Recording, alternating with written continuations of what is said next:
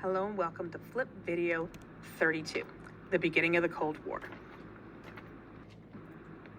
So what we're going to focus on learning today is trace the reasons that the wartime alliance between the United States and the Soviet Union unraveled.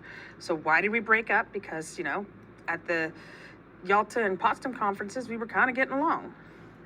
Explain how President Truman responded to the Soviet aggression in Eastern Europe, and describe the causes and results of Stalin's blockade on Berlin.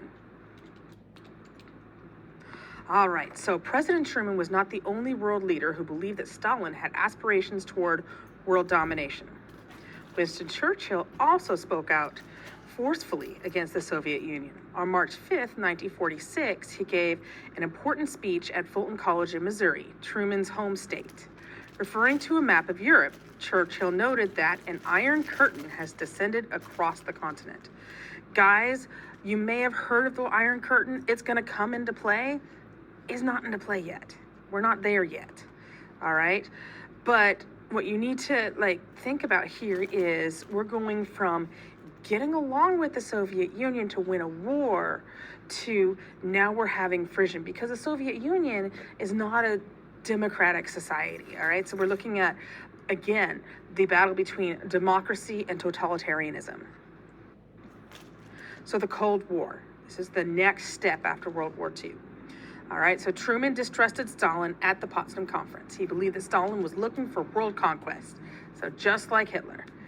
They set the stage for a worldwide rivalry between the U.S. and USSR. This rivalry lasted for 46 years, guys, into the 80s, and was known as the Cold War.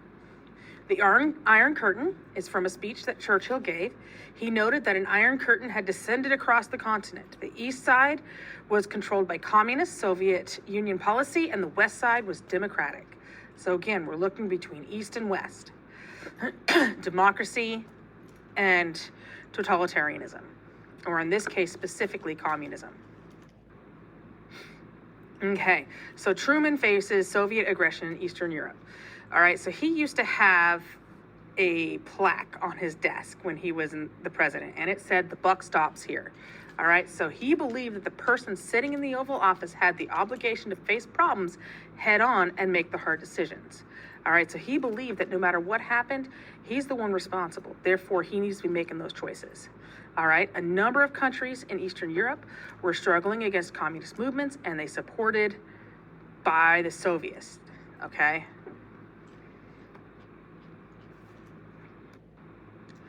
So we have the Truman Doctrine. The Turkish and the Greek people were struggling against the Soviets and needed help. Truman requested money from Congress to support the Turks and the Greeks.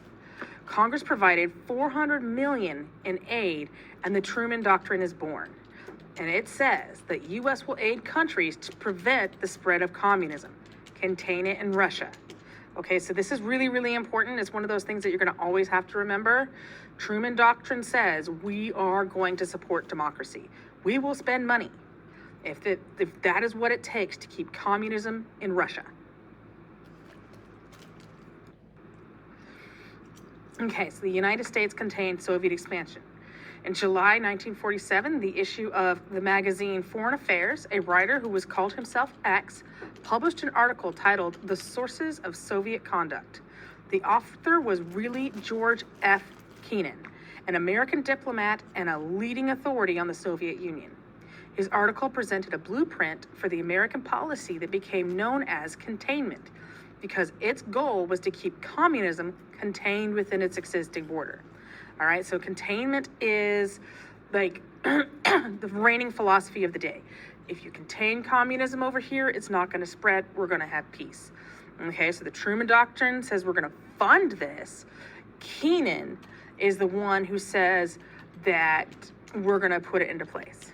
Okay, this is what he wrote the policy, so to speak. So here he is, American diplomat who wrote the article in the magazine Foreign Affairs under the pen name X. He wrote the blueprint of American policy of containment, keep communism contained within its existing borders. It's so important, you have 2 slides talking about it. Okay, so here he is again. George Kennan, an expert on Russian history and culture, was the driving force behind American policy towards the Soviet Union in the early years of the Cold War. Then we have the Marshall Plan. Okay, so if you remember George Marshall from World War II, he was General George Marshall, and he did a lot of the battles in World War II, but he also was the guy who was anti-Semitic and wouldn't allow any Jews to serve under him. All right, well, now he's the Secretary of State. In Europe, without economic health, there can be no political stability and no assured peace, meaning we're going to have to help Europe again. Recovery plan for Europe. Over the next 4 years, the U.S. would give about $13 billion in grants and loans to nations in Western Europe, and provided for food,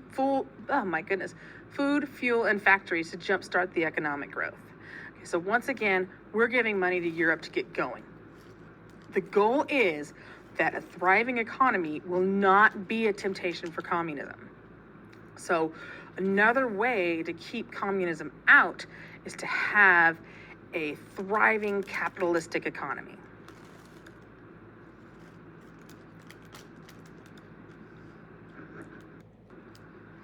All right, so the Soviet Union drives the Cold War. The front lines of the Cold War were located in Germany. The zones that were controlled by France, Britain, and the United States were combined to form West Germany. West Germany was bordered on the east by the Soviet-controlled East Germany. The Allies also controlled the western part of Berlin, a city tucked deep inside the communist East Germany. Okay, so we'll look at a map of this in class, but you gotta realize, okay, so Germany's cut in half, basically. All right, so initially, if you remember back to our lessons in World War II, the initial division was 3 democratic countries and 1 communist country, right? Well, they merged those 3, the big 3 merged, all right? And then you just have the communist side that's run by Russia. Well, inside the communist side is Berlin, okay? And Berlin is also divided, just like Germany is. So half of Berlin is democratic, half of Berlin is communist. This causes problems because of its location, okay? Berlin is not like right on the border. It's in the middle of East Germany. So what happens? Stalin decides that the West Berlin's capitalism made East Berlin vulnerable, okay? He doesn't like capitalism so close. So he blocked all the roads into West Berlin and left them helpless with the hope that they would turn to communism. So his goal is to basically keep them under siege so that they will turn communist. U.S. and Britain responded, though, and they did the Berlin airlift. So my first block kids will recognize this. This is your picture for teams. They flew in food, fuel, medical supplies, clothing, and toys. All right, and in 1949, Stalin admitted defeat and lifted the blockade. But for a long time there, he cut everybody off. And so the Western powers ended up flying stuff in to keep them safe. So NATO, the North Atlantic Treaty Organization.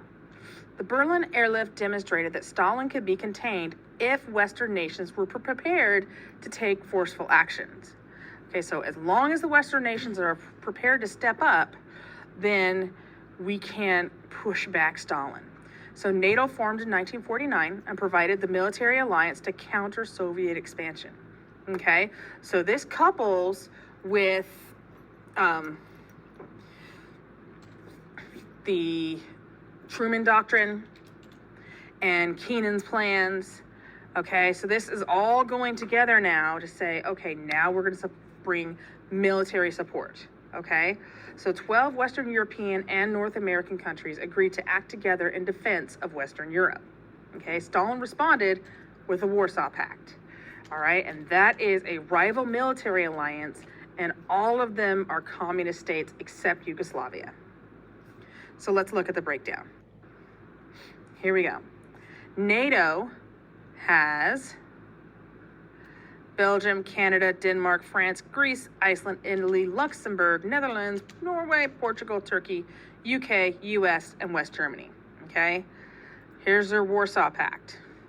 Albania, Bulgaria, Czechoslovakia, East Germany, Hungary, Poland, Romania, Soviet Union. All right, and a lot of these countries remained communist well into the 80s, and some of them are still. I do believe Soviet Union is still kind of communist. So this is kind of where we stand as we introduce the Cold War. Cold War lasts for 46 years. All right, it's around for a long time.